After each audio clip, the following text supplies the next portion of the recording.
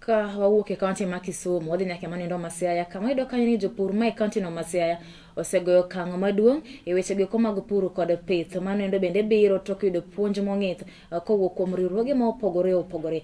Chenro maket kod manindo mar puonjo jopur e kaunti no ma Siaya nochakore higa mar 2023 to kendo geno ni udhi rumo e higa ni endi ka koro udhi rumo koweyo kanyo jopur mohingo gana auchiel koseyudo puonj e weche go mag pur makare e kaunti nindo ma Siaya. Alot manyiwa no waloso mana gi gik manuang're aluora. Ka wasepitho ma wayudo keyo to wauso ga moko.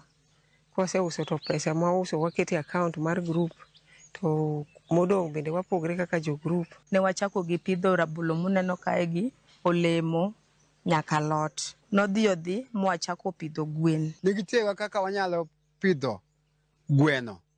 Kendo negitiewa kaka kit gweno monego bedni wapidho. Gitimonwa trainings, gimiyowa masinde mag milk, ice water dispenser, pikipiki, milk ATM. Lal manche wayudo puko chaka chako kethre nikech liet koro dok piny. Omiyo wagoyo kamano kabisa ne jowadwa mariworego gi. The project has been using us as extension officers to capacity build our farmers. So even if the project ends, we shall be there to follow up and make the project sustainable.